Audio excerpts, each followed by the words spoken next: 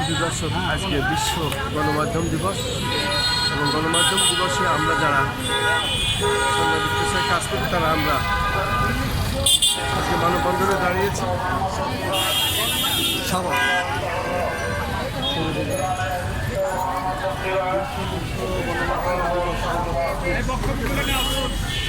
প্রিয় সহকর্মী ভাইরা, আমরা সকলে সারিবদ্ধ হয়ে দাঁড়িয়ে যাই। আজকের আমরা শান্তিপূর্ণভাবে গণমাধ্যম যে গণমাধ্যম দিবসে আমরা জাতীয় প্রেস ক্লাবের সামনে যারা গণমাধ্যম কর্মী, যারা সাংবাদিক পেশায় কাজ করি, তারা আজ আমরা মানববন্ধন করছি। আমরা রাষ্ট্রের কাছে জানান দিতে চাই, সাংবাদিকদের হয়রানি করা চলবে না এবং সাংবাদিকদের বস্তুনিষ্ঠ সংবাদ পরিবেশন করার সুযোগ দিতে হবে এবং সাংবাদিকদের রুটির ব্যবস্থা করতে হবে। সাংবাদিকদের আইন এবং তাদের আইনের প্রতি বিশেষভাবে নজর রাখতে হবে। বিশেষ করে সরকারের যারা হলুদ সাংবাদিক করে তাদের প্রতি দৃষ্টি রাখতে হবে। মূলত সাংবাদিক এবং সাংবাদিক পেশা এটা হলো জাতির চতুর্থ স্তম্ভ।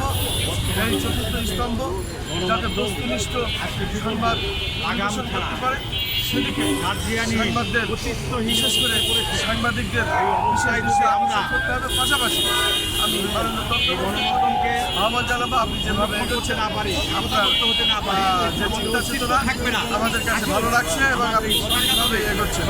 সেই সাথে মাননীয় প্রধানমন্ত্রী আপনার মধ্যে আমাদের আহ্বান, আমাদের অধিকারকে ব্যবস্থা করবেন, আমাদের অধিকারকে আরো নিশ্চিত করবেন, আমাদের ব্যবস্থা করবেন, আইনকে শিথিল করবেন এবং যেভাবে আমরা সাংবাদিক পেশায় আরও স্বচ্ছতার সাথে যাতে কাজ করতে পারি সেদিকে লক্ষ্য রাখবেন। পাশাপাশি যারা অনেকেই সাংবাদিক কিন্তু নিম্ন স্তরে তাদের অর্থকরী নাই, আমরা সেসব সাংবাদিকদেরও আপনার প্রতি আহ্বান জানাবো যে তাদেরকে অন্তত কিছু অনুদানের ব্যবস্থা করেন, সহজ শর্তে ঋণের ব্যবস্থা করুন, অন্তত মানবতার জীবনযাপন থেকে এই সাংবাদিকরা যাতে রক্ষা পায়।